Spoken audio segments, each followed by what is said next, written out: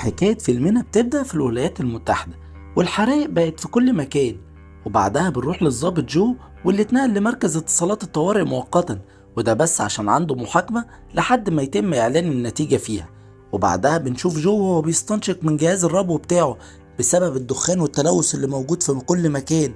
وبعدها بيرجع يستقبل أول مكالمة ليه من واحد مش قادر يتنفس، وده بسبب الحرائق، وبيسأله هل هو بيتعاطى المخدرات أو لأ، وبيعرف ان هو بيتعاطي مخدرات. وبعدها بيقفل معاه جو المكالمة وما بيبقاش مهتم بيه.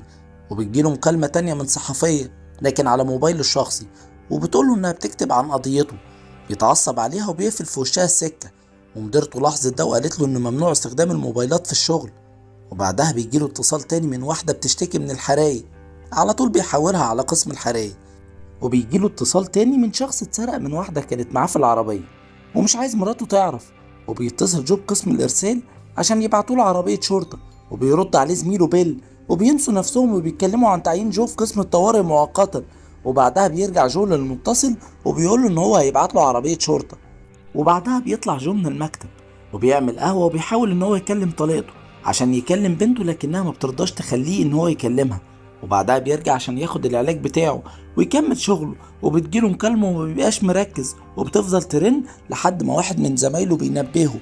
وبيبتدي ان هو يرد على المكالمة، وبيلاقيها واحدة اسمها ايميلي بتقوله انها بتحبه. بيشك انها شاربة كحول او مخدرات، وكان هيقفل السكة، لكن بيسمع صوت حد جنبها وبيعرف انها مخطوفة. وبيحاول يعرف منها اي بيانات، وهل الشخص ده معاه سلاح او لا. بيعرف انها على الطريق السريع، وبسرعة بيرجع لدوريات الشرطة عشان يبلغ عن حادثة الاختطاف، وبيطلبوا منه أي بيانات زيادة عن العربية. وبيرجع لإيميلي، واللي بيحاول يعرف منها لون العربية عن طريق ألوانها يقولها، وقدر يعرف إن هي شاحنة بيضاء. والخط بيتقطع، وعلى طول بيرجع لدورية الشرطة، واللي فعلا اتحركوا وقدروا إن هما يوصلوا لنفس الشاحنة وبنفس المواصفات، لكن ما طلعتش هي.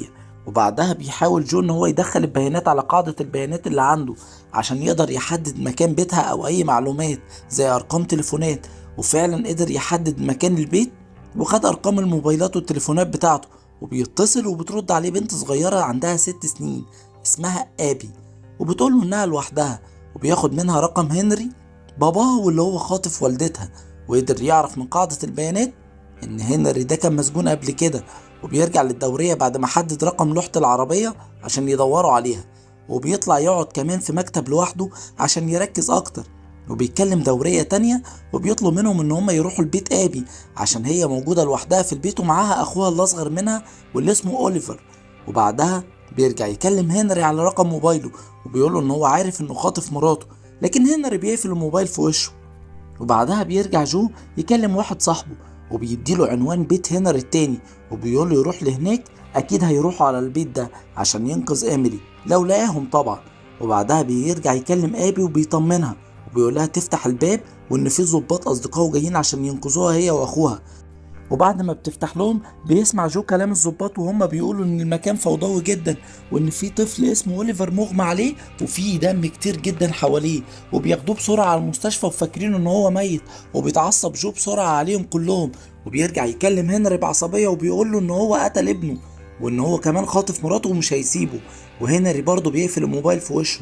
وبعدها بيرجع للدوريه اللي لسه ما وصلتش لايميلي، ولكن بيلاقي ان ايميلي بتتصل بيه مره تانية. وعلى طول جو هيقول لها انها تحاول تشد الفرامل وتخرج من العربية باقصى سرعة، وتضرب هنري باي حاجة على راسه وتقتله لان هو يستحق ده. وبعدها بيجيله اتصال من صديقه اللي بيوصل لبيت هنري، وبيقوله ان هو دخل البيت وملقاش اي حد فيه، لكن لقى حاجة غريبة، لقى فواتير مستشفيات لإيميلي، والفواتير دي مش مدفوعة، وانها مريضة نفسية. وبعدها بيرجع يتصل بهنري بسرعة وبيقوله ان هو عرف الحقيقة. واخيرا هنري بيعترف له وبيقوله ان ايميلي مريضة نفسية وضربت ابنها من غير ما تقصد، وهو خدها عشان بنتهم ابي ما تشوفش اللي بيحصل، وكمان كان عايز يعالجها ويوديها اي مستشفى تانية. لكن فجأة المكالمة بتفصل، وبعدها زمايله بينادوا عليه وبيقولوا له ان في مكالمة جايه له من واحدة اسمها ايميلي وعايزة تكلمه. وبيتوتر جو اكتر وبيطلب منهم ان هم يحولوا له المكالمة بسرعة، وبيستقبل المكالمة وهو متوتر جدا. واول ما بيكلمها بتقوله انها نفذت كلامه وقتلت هنري. وبيندم جو بيقولها ان هو كان عايز يساعدها، وبيقدر يحدد مكانها وبيبعت مكانها للدورية. لكن بعدها بيجيله اتصال وهو بيعيط ان اوليفر انقذوه ولسه عايش. بيفرح جدا عشان قدر ينقذ الاطفال. كل زمايله اللي موجودين في المدخل بيدخلوا عشان يباركوله. وبعدها جو بيقرر ان هو في المحاكمة بتاعته هيقول الحقيقة وهيعترف بالذنب بتاعه، وده اللي قاله للمحامي بتاعه، وان هو لازم يعترف بغلطته. ودي تبقى نهاية حكايتنا. لو عجبتك الحكاية ما تنساش تعمل لايك وسبسكرايب، وسلام.